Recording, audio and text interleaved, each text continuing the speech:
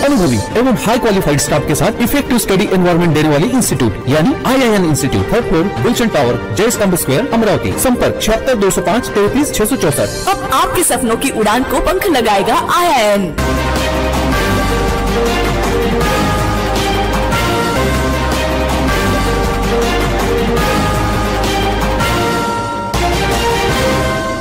शहरात एका बंद घरावर निशाणा साधून घरफोडी करणाऱ्या दोघांचा शहर गुन्हे शाखेच्या पथक 2च्या टीमने पर्दाफाश केला आहे।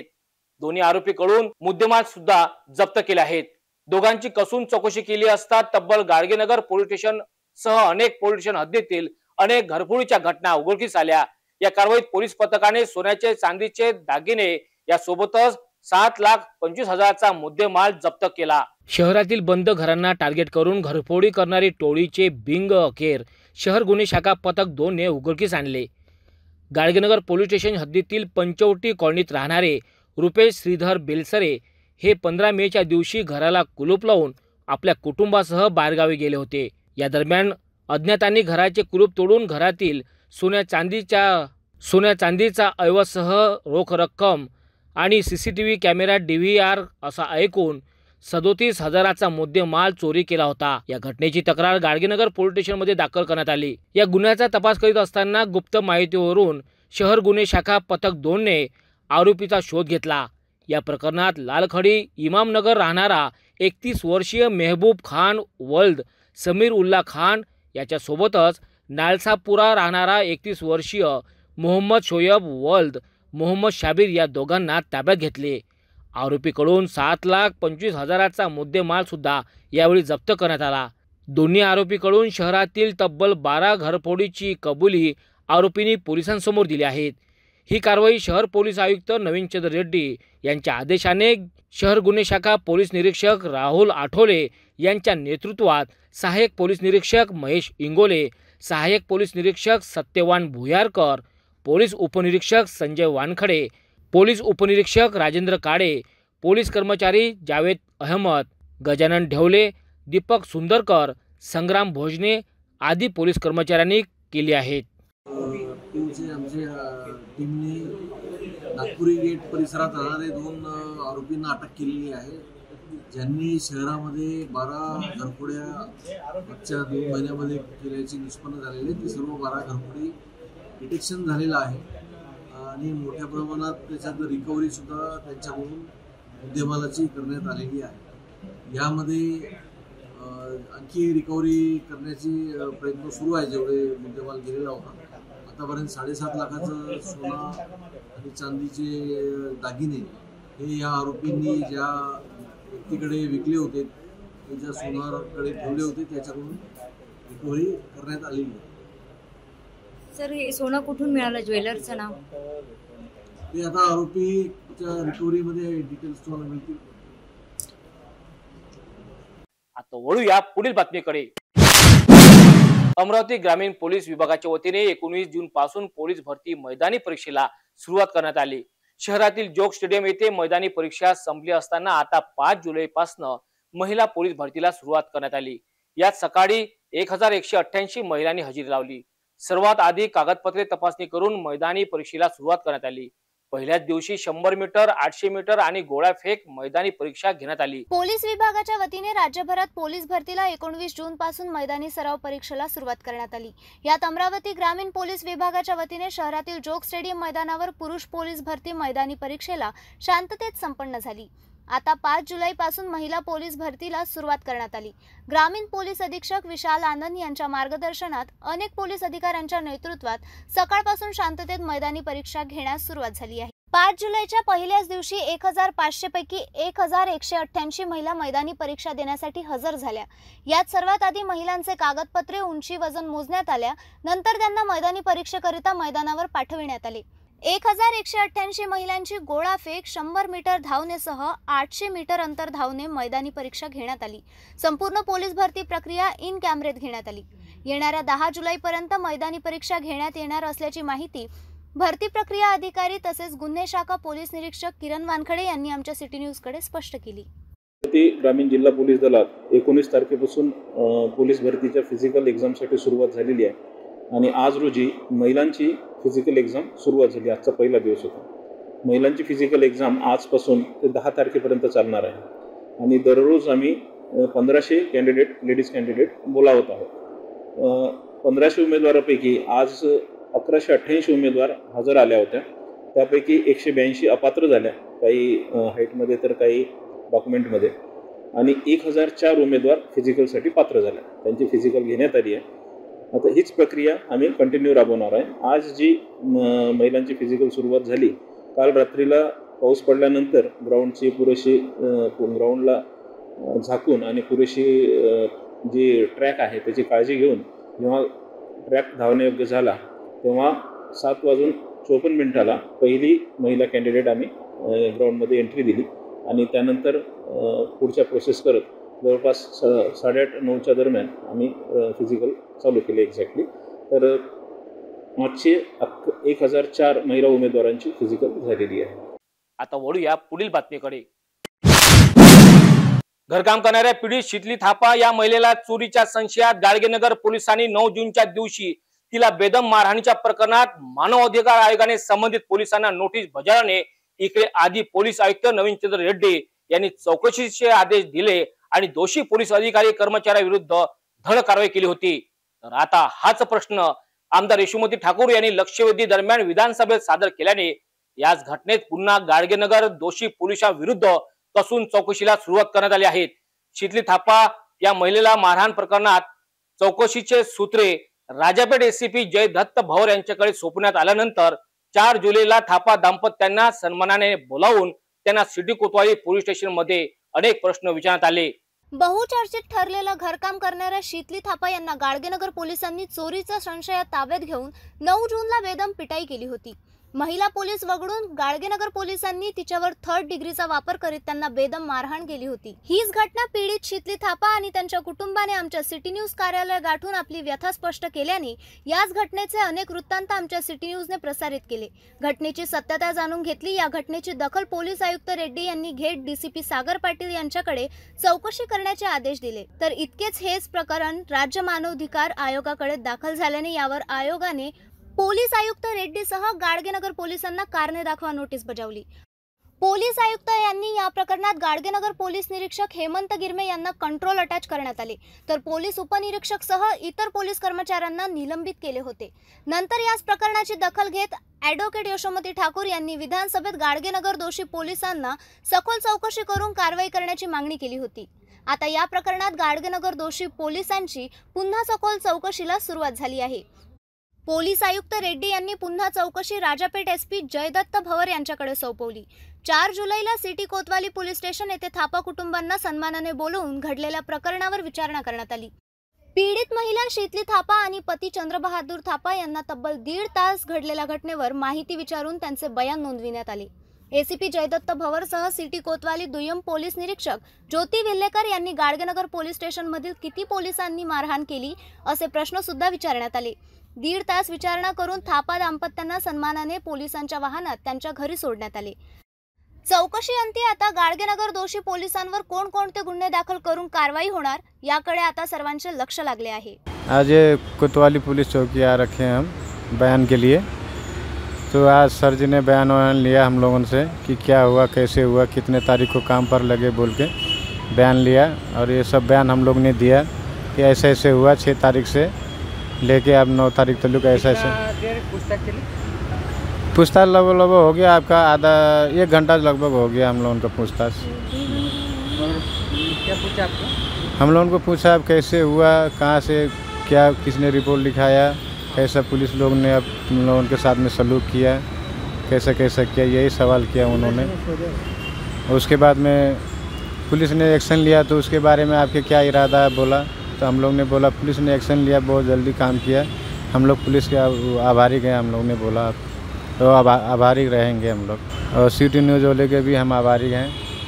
उन लोगों ने भी बहुत सहयोग किया. उन लोगों को ज़्यादा धन्यवाद है हमारी तरफ से.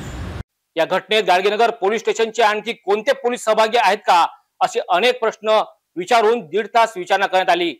आता या प्रकरणात गाडगेनगर दोषी पोलिसांविरुद्ध कोणते गुन्हे दाखल होणार आता याकडे सर्वांचे लक्ष लागले आहेत. आता वळूया पुढील बातमीकडे. नवनियुक्त मनपा आयुक्त सचिन कलंत्रे यांनी आपल्या पदाची सूत्रे हाती घेताच दुसऱ्या दिवशी त्यांनी शहराचा आढावा घेतला। यावेळी त्यांनी अंबा नाल्याची सुद्धा पाहणी करून शहरातील सर्व नाल्यांची माहिती संबंधित अधिकाऱ्यांकडून माहिती जाणून घेतली। यासोबतच कलंत्रे यांनी शहराचा आढावा घेऊन सर्व विषयाची अधिकाऱ्यांकडून माहिती जाणून घेतली।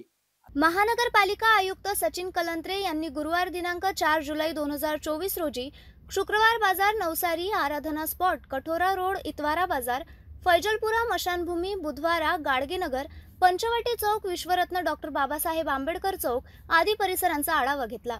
यासोबतच त्यांनी अंबा नालासह इतर नाला परिसरात स्वच्छतेच्या कामाची पाहणी केली। यावेळी स्वच्छता कर्मचारी हजेरी बुक तपासणी करण्यात आली। स्वास्थ्य निरीक्षक यांच्यासह सफाई कामगार, घंटागाडीचे कर्मचारी यांच्याशी चर्चा केली। कर्मचाऱ्यांनी स्वच्छता करताना रस्त्याचे साईड पट्टी व मोकळ्या भूखंडाची देखील स्वच्छता करण्यात यावी अशी सूचना त्यांनी केली। अशा प्रकारे अधिकाऱ्यांकडून पाहणी करत स्वच्छता राखण्याच्या सूचना कर्मचाऱ्यांना केल्या। सदर परिसरातील अनेक भागात ठिकठिकाणी जमा झालेला कचरा कर्मचाऱ्यांकडून स्वच्छ करून त्वरित घंटागाडीत टाकण्याबाबत निर्देश दिले। नागरिकांना कोणतीही असुविधा होऊ नये याबाबत विशेष काळजी घ्यावी असे आवाहन महानगरपालिका आयुक्त सचिन कलंत्रे यांनी संबंधित यंत्रणेला केले। यावर्षी अमरावती महानगरपालिका क्षेत्रातील नाले साफसफाईची कामे युद्धपातळीवर सुरू आहे। महानगरपालिका आयुक्त सचिन कलंत्रे यांनी शहर भागातील नाले साफसफाई कामांची पाहणी केली। निर्धारित केलेल्या वेळेत आणि गुणवत्तापूर्णरित्या कामे पूर्ण करण्याचे निर्देश संबंधित अधिकाऱ्यांना यावेळी आयुक्तांनी दिले। काही परिसरात मोठ्या प्रमाणात पावसाळ्यात नागरिकांच्या घरात पाणी शिरण्याच्या घटना घडतात। मनपा आयुक्तांनी पाहणी दरम्यान स्पष्ट निर्देश केले की सदर परिसरातील नाल्यातून निघणारा गाळ त्वरित उचलावा। नाले सध्या साफ करणे सुरू असल्यामुळे नागरिकांनी या नाल्यात कचरा टाकू नये, अन्यथा या परिसरातील नागरिकांनाही अडचणीला सामोरे जावे लागेल। त्यामुळे या परिसरातील नागरिकांनाही नाल्यात कोणालाही कचरा टाकू देऊ नये। ज्या ठिकाणी जेसीपी जाऊ शकत नाही त्या ठिकाणी लहान यंत्रणाचा किंवा मनुष्यबळाद्वारे सदर नाला साफ करण्याच्या सूचना यावेळी मनपा आयुक्तांनी दिल्या। या पाहणी दरम्यान उपायुक्त योगेश पिठे, उपायुक्त नरेंद्र वानखडे, शहर अभियंता रवींद्र पवार, सहाय्यक आयुक्त भूषण पुसतकर, नंदकिशोर तिखिले, विवेक देशमुख, वैद्यकीय अधिकारी डॉक्टर अजय जाधव, स्वास्थ्य अधीक्षक श्रीकांत डवरे आदी कर्मचारी उपस्थित होते। वळूया पुढील बातमीकडे। शहरातील शिक्षणापासून वंचित असलेले तसेच स्थलांतरित मुलांना शिक्षणाच्या प्रवाहात आणण्याकरिता मनपा शिक्षण विभागाच्या वतीने शाळाबाह्य विद्यार्थी सर्वेक्षण अभियान सुरुवात करण्यात आले आहे। याच अभियानाला 5 जुलैला राजकमल चौकातून सुरुवात करण्यात आली। या दरम्यान नेहरू मैदानातील पारधी समाज बांधवांचे सर्वेक्षण करण्यात आले। विद्यार्थ्यांचे शिक्षण योग्य प्रकारे होण्याकरिता विद्यार्थ्यांना शाळेत दाखल करण्याचे निर्देश यावेळी मनपा आयुक्त सचिन कलंत्रे यांनी प्रशासनाला दिले आहेत। अमरावती व बडनेरा महानगरपालिका क्षेत्रात शाळाबाह्य अनियमित व स्थलांतरित मुलांचे सर्वेक्षण 5 जुलै ते 20 जुलै 2024 या काळात करण्यात येत आहे। शाळाबाह्य विद्यार्थी सर्वेक्षणाचा शुभारंभ 5 जुलै रोजी मोठ्या जोमाने करण्यात आला। अमरावती मनपा शिक्षण विभागाने मनपा आयुक्त सचिन कलंत्रे, मनपा उपायुक्त नरेंद्र वानखडे, सिस्टीम मॅनेजर अमित डेंगरे तसेच मनपा शिक्षणाधिकारी डॉक्टर प्रकाश मेश्राम यांच्या नेतृत्वाखाली 5 जुलैला राजकमल चौक स्थित नेहरू मैदान येथे सर्वेक्षणाचा शुभारंभ करण्यात आला। येथील लोकांनी मनपा आयुक्त तथा प्रशासक सचिन कलंत्रे यांना शिक्षणाविषयी आपल्या पाल्यांच्या समस्या सांगितल्या। या विद्यार्थ्यांचे शिक्षण योग्य प्रकारे होण्यासाठी या विद्यार्थ्यांना शाळेत दाखल करण्याचे निर्देश मनपा आयुक्तांनी दिलेत। सर्वेक्षण वीटभट्टी परिसर, छत्री तलाव परिसर, नवसारी, धर्मकाटा परिसर, गांधी आश्रम, रेल्वे स्टेशन, विविध बांधकामे, सार्वजनिक ठिकाणी, बाजारपेठा, बस स्टेशन या ठिकाणी करण्यात येणार आहे। मनपा क्षेत्रात एकही विद्यार्थी शिक्षणापासून वंचित राहू नये या उद्देशाने हे सर्वेक्षण करण्यात येणार आहे। यावेळी अमरावती मनपा उपायुक्त नरेंद्र वानखडे, सिस्टीम मॅनेजर अमित डेंगरे, समग्र शिक्षाचे कार्यक्रम अधिकारी पंकज सपकाळ, शाळा निरीक्षक ज्योती बनसोड, संध्या वासनिक, क्रीडा निरीक्षक प्रवीण ठाकरे तसेच सर्व विशेष शिक्षक, केंद्र समन्वयक व केंद्रातील मुख्याध्यापक उपस्थित होते। किचन गृहिणी से जुड़ा एक अटूट हिस्सा, जहां उसे मिले हर एक चीज अपनी सही जगह पर। इसलिए Amba stainless steel kitchen trolley आपको लगने वाली साइज अनुसार, आपके किचन के अनुसार बिल्कुल आपकी इच्छा अनुसार उच्चतम क्वालिटी के किचन ट्रॉलीज मैन्युफैक्चरिंग से सीधे आप तक, यानी 100% वाजिब दाम, न देखभाल की जरूरत, न जंग लगने की परेशानी, आसानी से वॉश करने हेतु उत्कृष्ट कैरियर सिस्टम, साथ ही स्टेनलेस स्टील जीना रेलिंग, डेकोरेटिव ग्रिल एवं गेट भी हम बना कर देते हैं। Amba stainless steel kitchen trolley, Dastur Nagar Chowk के पास, MIDC रोड, अमरावती, महाराष्ट्र।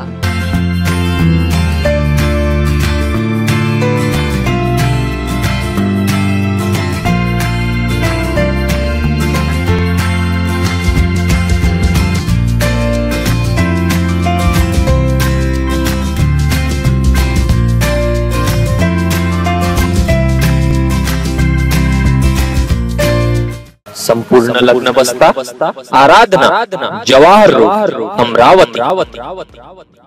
पहिल्याच पावसाने शहराची स्वच्छता अभियानाचे पितळ आता उघड पडल्याचे दिसून येत आहेत। शहरात अंडरग्राउंड केलेल्या नालीवर चंबर लावल्याने हेच चंबर कचऱ्याने ब्लॉक झाले आणि अशातच बरसलेल्या पावसात चंबर मधून घाण पाणी रस्त्यावर साचली।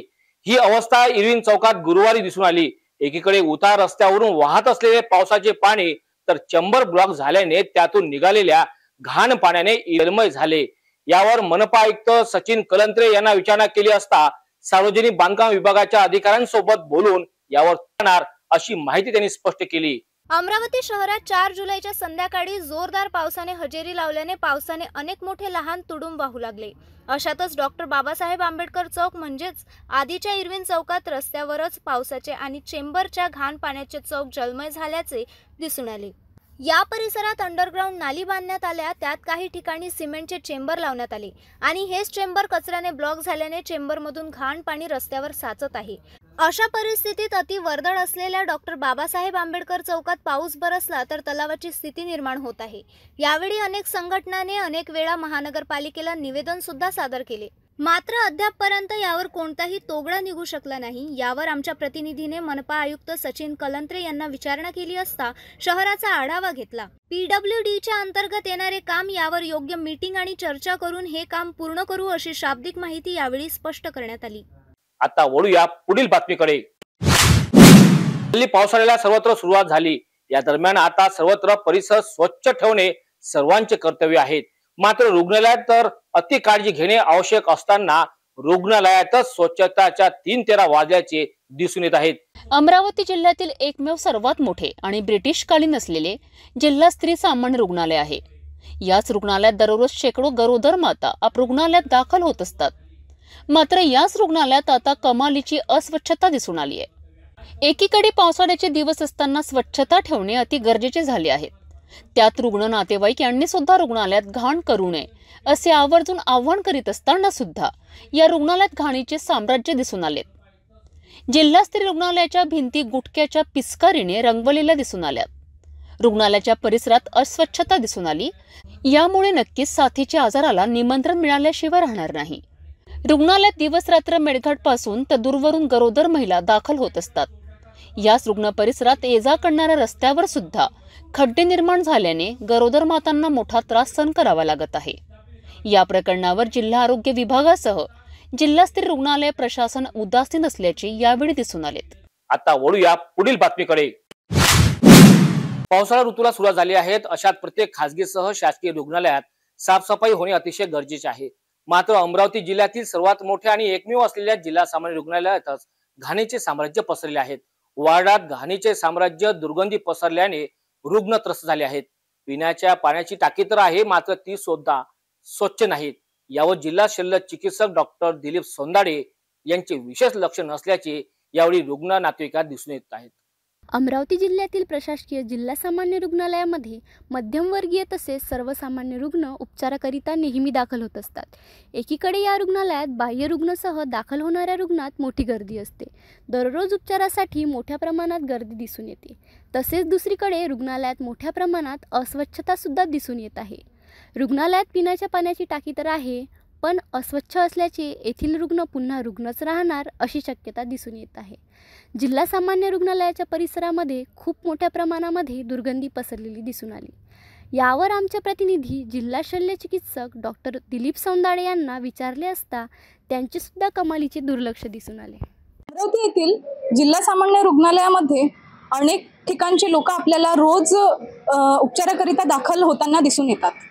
ते धारणी असो, परतवाडा असो, दर्यापूर असो, अशा विविध ठिकाणावरून मध्यमवर्गीय तसेच सर्वसाधारण वर्गीय लोक आपल्याला तिथे उपचाराकरिता दाखल होताना दिसतात. तसेच तिथे एक्सरे असो, सिटी स्कॅन असो व अन्य आणखी वेगवेगळ्या प्रकारच्या सुविधांचा लाभ घेण्यासाठी लोक तिथे रोज दाखल होत असतात. तसेच तिथे दुर्गंधी सुद्धा तेवढ्याच मोठ्या प्रमाणामध्ये पसरलेली आपल्याला दिसून येते. तीच दुर्गंधी बघून आम्ही त्या दुर्गंधीला कसं संपवायचं याच गोष्टीच्या चर्चेसाठीच जे जिल्हा चिकित्सक आहे आपल्या अमरावतीचे सामान्य रुग्णालयाचे, त्यांच्या मुलाखतीकरिता त्यांच्या ऑफिसमध्ये गेलो होतो. तर तिथे त्यांनी आम्हाला उडवाउडवीचे उत्तरे देऊन मुलाखत देण्याकरिता नाही म्हणाले. त्यांनी आम्हाला उडवाउडवीचे उत्तरे देऊन मुलाखत देण्याकरिता नकार दिला. वळूया पुढील बातमीकडे. भोजनातून विषबाधा झाल्याने तब्बल 2 चिमुकल्या मुलींचा अंत झाल्याची धक्कादायक घटना 5 जुलैच्या सकाळी घडली. ही दुर्दैवी घटना अमरावती जिल्ह्यातील धामणगाव रेल्वे तालुक्यात येत असलेल्या विरुड रोंगे या गावात घडली. या घटनेने गावामध्ये एकच शोककळा पसरली असून दुसरा चिमुकला मुलगा सुद्धा अस्वस्थ झाल्याने त्याला तात्काळ उपचाराकरिता धामणगाव रेल्वे येथील रुग्णालयात दाखल करण्यात आले. घटनेची माहिती मिळताच गावातील नागरिकांनी मृतकांच्या घराकडे धाव घेऊन शोक व्यक्त केला. अन्नातून विषबाधा झाल्याने 2 चिमुकल्या मुलीचा अंत झाल्याची धक्कादायक घटना अमरावती जिल्ह्यातील धामणगाव रेल्वे तालुक्यात असलेल्या विरुड रोंगे या गावात 5 जुलैच्या सकाळी घडली. या घटनेत एका चिमुकल्या मुलाला सुद्धा विषबाधा झाल्याने त्याला उपचारासाठी तत्काळ धामणगाव रेल्वे येथील रुग्णालयात दाखल करण्यात आले. 5 जुलैला सकाळी 6 वाजताच्या दरम्यान 10 वर्षाची नंदिनी प्रवीण साव आणि चैताली राजेंद्र साव या मुलींची अचानक सकाळी तब्येत बिघडली. प्रकृती खालावल्याने नंदिनीचा घरीच मृत्यू झाला. यासोबतच चैतालीची तब्येत बिघडल्याने तिला धामणगाव रेल्वे येथे उपचाराकरिता नेत असताना तिने वाटेतच प्राण सोडला. या घटनेने विरुड रोंगे गावात एकच शोककळा पसरली. यासोबतच 4 वर्षीय देवांशू राजेंद्र साव या मुलाला सुद्धा विषबाधा झाल्याने त्याला तत्काळ धामणगाव रेल्वे येथील रुग्णालयात उपचाराकरिता दाखल करण्यात आले. खाण्यातून विषबाधा झाली असल्याचा प्राथमिक अंदाज व्यक्त केला जात आहे. दोन्ही मुलींच्या मृत्यूने गावात दुःखाचा डोंगर कोसळला आहे. या घटनेची माहिती गावात पसरताच नागरिकांनी मृतक मुलीच्या घराकडे धाव घेत आपला शोक व्यक्त केला. आता वळूया पुढील बातमीकडे. मुलीचे लग्न ठरले अशात मुलीचा विवाह बकऱ्या विकून करणार या बेतात असलेल्या पशुपालकांच्या बकऱ्यावरच मोकाट श्वानांनी जीवघेणा हल्ला केल्याने पशुपालकावर मोठे आर्थिक संकट समोर आले आहेत. मोकाट श्वानांच्या हल्ल्यात तब्बल 11 बकऱ्या ठार झाल्या. ही खळबळजनक घटना अचलपूर तालुक्यातील अनवरपुरा येथे घडली. या हल्ल्यात पशुपालकांचे 2 लाख रुपयाचे आर्थिक नुकसान झाले आहेत. अचलपूर नगर परिषद प्रशासनाने मोकाट श्वानांचा बंदोबस्त करावा या मागणीला आता जोर धरीत आहेत. घराजवळच असलेल्या गोठ्यात बांधून असलेल्या बकऱ्यांवर मोकाट श्वानांनी जीवघेणा हल्ला करीत तब्बल 11 बकऱ्यांची शिकार करण्यात आली. या हल्ल्यात 11 बकऱ्यांचा मृत्यू झाल्याने पशुपालकांचे लाखोंचे नुकसान झाले आहे. ही घटना 5 जुलैला अचलपूर तालुक्यातील अनवरपुरा येथे घडली. 5 जुलै शुक्रवार रोजी सकाळी 4 वाजता अचलपूर शहरातील अनवरपुरा येथील रहिवासी असलेले अशोक विश्वनाथ रंभाडे यांच्या घरातील गोठ्यात बांधून असलेल्या बकऱ्यांवर कुत्र्यांनी हल्ला करून 11 बकऱ्या ठार करण्यात आल्या. काही दिवसांपासून अनवरपुरा परिसरात कुत्र्यांचा आतंक वाढला आहे. याआधी मोकाट श्वानांनी अशोक रंभाडे यांच्या गायीच्या वासरूवर हल्ला करून ठार केले होते. पशुपालक अशोक विश्वनाथ रंभाडे यांच्या मुलीचे विवाह ठरल्याने त्यांनी सर्व बकऱ्या विकून लग्नाचा खर्च करणार होते. मात्र याच दरम्यान श्वानांनी अचानक हल्ला करून 11 बकऱ्यांचा जीव घेतल्याचे पशुपालक रंभाडे यांच्यावर आर्थिक संकट ओढले. यामुळेच आता पशुपालक अशोक रंभाडे यांचे लाखोंचे नुकसान झाले. यावेळी अचलपूर पोलीस स्टेशनचे दुय्यम ठाणेदार मिश्रा यांनी भेट देऊन पंचनामा केला. यासोबतच तहसील कार्यालयातील कर्मचाऱ्यांनी घटनास्थळाला भेट दिली आहे. अचलपूर नगर परिषद प्रशासनाने परिसरात कुत्र्याचा बंदोबस्त करण्यात यावा अशी मागणी आता नागरिक करीत आहे. पशुपालकाला आर्थिक नुकसान भरपाई देण्यात यावी अशी मागणी सुद्धा आता अनवरपुरा येथील नागरिक करीत आहे. आज सुबह 4 बजे के समय आवारा कुत्ते कम से कम हमारे इधर 200 कुत्ते हो चुके हैं. ये छोटे छोटे बच्चों के आंख पे भी दौड़ रहे और इन्होंने बकरिया का भी नुकसान किया है. प्रशासन इस पे कुछ ध्यान नहीं दे रही है और नगर पालिका के तरफ जाते हैं, नगर पालिका वालों को बोलते हैं कि भाई ये कुत्ते हमारे बच्चों के आंख पे दौड़ते हैं, ये करते हैं, तो बोले हम इसका क्या करना, यानी कुत्ते नगर पालिका वाले ये बोलते हैं। तो मैं प्रशासन से ये कहना चाहता हूँ कि भाई प्रशासन ने जैसा ये कुत्तों पर काबू पाने को होना, और जो ये गरीब का नुकसान है जिसने अपने पेट को कपड़ा बांधकर अपने बाल बच्चों की शादी के लिए जो बकरियां जमा करके रखा था, और प्रशासन ने उसका मुआवजा ज्यादा से ज्यादा देने को होना। आता वळूया पुढील बातमीकडे। अमरावती जिल्ह्याच्या विकासासाठी माजी पालकमंत्री ॲडव्होकेट यशोमती ठाकूर यांनी 3 अत्यंत महत्त्वाचे विकास आराखडे सरकारला सादर केले होते। मात्र यशोमती ठाकूर यांना सभागृहात बोलण्याकरिता वेळ दिला नसल्याचे स्पष्ट करून आमदार यशोमती ठाकूर यांनी अश्रू वाहत आपला संताप सभागृहामध्ये व्यक्त केला। खेद व्यक्त करते अध्यक्ष महोदय, मी 10 मिनिटापासून हात वर करते, आज सगळेजण बघतायत, पण ही पद्धत नाहीये। फक्त मला इग्नोर करते, बाकी सगळ्यांना चान्स देत आहे। अध्यक्ष महोदय, आपल्याला आपण सभागृहाचे ज्येष्ठ सदस्य आहेत, एवढ्या सदस्यांची मागणी आहे, सगळ्यांची मागणी आहे। तिथे साहेब बोलले की सगळ्या सदस्यांना संधी देणं हे क्रम प्राप्त आहे। ताई मी आपल्याला सांगितलं मागण्यावरती आपलं पहिलं नाव येणार आहे। बघा आता माझा वेळ नका घालवू तुम्ही, आता पॉइंट ऑफ इन्फॉर्मेशन आहे मला पण 15 वर्ष झाली या सभागृहात, आपण ज्येष्ठ आहात, आपल्याला विनंती आहे, ती कोणी दिली नाही। घ्या ताई घ्या, दिस इज नॉट डन। घ्या ताई। अध्यक्ष महोदय, ताई असं नाही होत। अध्यक्ष महोदय, अतिशय महत्त्वाच्या विषयावर मी पॉइंट ऑफ इन्फॉर्मेशन टाकते। मागच्या वेळेला ज्या वेळेला काँग्रेस राष्ट्रवादीचं सरकार होतं त्यावेळेला 3 विकास आराखडे मंजूर झालेले होते। मोजरी विकास आराखडा राष्ट्रसंत तुकडोजी महाराजांचा, गाडगे बाबांच्या नावाने वलगाव विकास आराखडा, आणि आई कौंडण्यपूरच्या आई रुक्मिणीच्या नावाने पंढरपूरचा विकास आराखडा। सगळ्या बिल्डिंगा तयार आहेत, सगळ्या तयार आहेत। त्याच्यासाठी फर्निचरसाठी पैसे मागितलेले आहेत, ते पैसे सरकार देत नाहीये अध्यक्ष महोदय। त्या बिल्डिंगा स्किल डेव्हलपमेंटला ट्रान्सफर करतायत। मूळ तिथं राष्ट्रसंत तुकडोजी महाराजांची पिक्चरची फीत दाखवण्यासाठी या ठिकाणी ते मागणी होती, ती फीत दाखवण्यासाठी देखील इथं सरकार लक्ष देत नाहीये। एकीकडे तुम्ही लाडकी बहीण योजना करता, दुसरीकडे सभागृहातल्या महिलांकडे तुम्ही त्यांच्या डिमांडकडे दुर्लक्ष करता। मी 10 पत्र दिलेले आहे मुख्यमंत्री, उपमुख्यमंत्री आणि दोन्ही उपमुख्यमंत्र्यांना। अध्यक्ष महोदय, आपल्या मार्फत माझी विनंती आहे की त्या पत्रांकडे लक्ष द्यावं, महिला ज्या सभागृहामध्ये आहे त्यांच्या ज्या डिमांड आहेत त्याच्याकडे लक्ष द्यावं, आणि त्या ज्या बिल्डिंग आहेत त्या दुसरीकडे कुठेही ट्रान्सफर न होता त्या ज्या कारणासाठी बनलेल्या आहेत त्या कारणासाठी त्या बिल्डिंगांचा वापर व्हावा। चर्चा करू 2024। आता वळूया पुढील बातमीकडे। पावसाळा तर सुरू झाला, मात्र जून महिना संपला असताना सुद्धा जिल्ह्यात दमदार पावसाने हजेरी लावली नव्हती। मात्र गुरुवारी सायंकाळी तब्बल अर्धा तास धोधो पाऊस बरसल्याने शहरातील नागरिकांमध्ये आनंद दिसून आला। शहरात अनेक दिवसानंतर गुरुवारी पहिल्यांदाच दमदार पावसाने सुरुवात केली। गुरुवारी अनेक दिवसानंतर शहरात धोधो पाऊस कोसळला, यानेच अमरावतीकरात आनंदाचे वातावरण दिसून आले। 1 महिना पावसाने दांडी मारल्यानंतर 4 जुलैला सायंकाळी जोरदार पाऊस बरसला। सुमारे अर्धा तास पाऊस बरसल्याने गारवा निर्माण झाला। अशाच शहरातील अनेक छोट्या नाल्यातील कचरा वाहून गेला। अनेक चौकात पाणी साचले, तर राजापेठ भुयारी मार्गावर सुद्धा पाणी साचल्याने दरवर्षीप्रमाणे यावर्षी सुद्धा वाहन चालकांना वाहने चालविताना अडथळा निर्माण झाला। यासोबतच चौधरी चौक, न्यू कॉटन मार्केटच्या छोट्या नाल्यात सुद्धा मोठ्या प्रमाणात पाणी वाहून गेले। शहरातील काही नाल्यात कचरा साचला तर कुठे नालीला पूर सदृश्य दृश्य दिसून आले। आता हेच दृश्य पहा, चौधरी चौकातील छोट्या नाल्याचे। अनेक परिसरातून सांडपाणी याच नाल्यातून जात असताना बरसलेल्या पावसाने हा छोटा नाला सुद्धा तुडुंब वाहताना दिसून आला।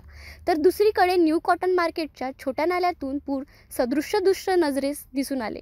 यासोबतच आता हे दृश्य बघा, हे दृश्य आहे राजापेठ भुयारी मार्गातील। राजापेठ भुयारी मार्गात पाणी साचल्याने दरवर्षीप्रमाणे यावर्षी सुद्धा वाहन चालकांना वाहने चालविताना अडथळा निर्माण झाला। काही युवकांनी साचलेल्या पाण्यातून दुचाकी काढताना आनंद व्यक्त केला, तर काही नागरिकांना येथील भुयारी मार्गातून वाहने काढताना मोठी कसरत करावी लागली। आता वळूया पुढील बातमीकडे। महाराष्ट्र राज्य मुक्त विद्यालय मंडळाच्या वतीने आता वर्ग 5 ते 8वी पर्यंत प्रवेश करिता मुदतवाढ दिली असून विद्यार्थ्यांच्या ऑनलाईन पद्धतीने नाव नोंदणी प्रवेश अर्जाकरिता 15 जुलैपर्यंत अंतिम मुदतवाढ देण्यात आली आहे. विद्यार्थ्यांनी 6 ते 19 जुलै दरम्यान मूळ अर्ज, विहित शुल्क व मूळ कागदपत्रे अर्जावर नमूद केलेल्या संपर्क केंद्र शाळेमध्ये जमा करणे अनिवार्य राहील. 24 जुलैला संपर्क केंद्र शाळांनी विद्यार्थ्यांचे अर्ज, विहित शुल्क, मूळ कागदपत्रे व यादी विभागीय मंडळात जमा करणे अनिवार्य राहील असे आवाहन मंडळाने केले आहे. महाराष्ट्र राज्य मुक्त विद्यालय मंडळामध्ये इयत्ता 5वी व 8वी साठी नव्याने प्रविष्ट होणाऱ्या विद्यार्थ्यांच्या ऑनलाईन पद्धतीने नाव नोंदणी प्रवेश अर्जासाठी 15 जुलैपर्यंत अंतिम मुदतवाढ देण्यात आली आहे. त्यानुसार विद्यार्थ्यांचे नाव नोंदणी प्रवेश 5 जुलै ते 15 जुलैपर्यंत ऑनलाईन पद्धतीने स्वीकारण्यात येईल, अशी माहिती मंडळाचे प्रधान सचिव शैलेंद्र पाटील यांनी प्रसिद्धी पत्रकाद्वारे दिली आहे. 5 ते 15 जुलैपर्यंत विद्यार्थ्यांना ऑनलाईन नाव नोंदणी अर्ज भरता येईल. 6 ते 19 जुलै दरम्यान विद्यार्थ्यांनी मूळ अर्ज, विहित शुल्क व मूळ कागदपत्रे अर्जावर नमूद केलेल्या संपर्क केंद्र शाळेमध्ये जमा करणे अनिवार्य राहील. 24 जुलैला संपर्क केंद्र शाळांनी विद्यार्थ्यांचे अर्ज, विहित शुल्क, मूळ कागदपत्रे व यादी विभागीय मंडळात जमा करणे अनिवार्य राहील. विद्यार्थ्यांनी उपरोक्त नमूद कालावधीमध्ये मुक्त विद्यालय मंडळाच्या इयत्ता 5वी व इयत्ता 8वी मध्ये प्रवेश घेण्यासाठी msbos.mhssc.ac.in या संकेतस्थळाचा वापर करावा. अर्ज भरण्यासाठीच्या सूचना संकेतस्थळावर उपलब्ध असून त्या वाचून विद्यार्थ्यांनी अर्ज भरण्यास सुरुवात करावी, असे आवाहन मंडळाचे प्रभारी सचिव शैलेंद्र पाटील यांनी एका प्रसिद्धी पत्रकाद्वारे कळविले आहेत.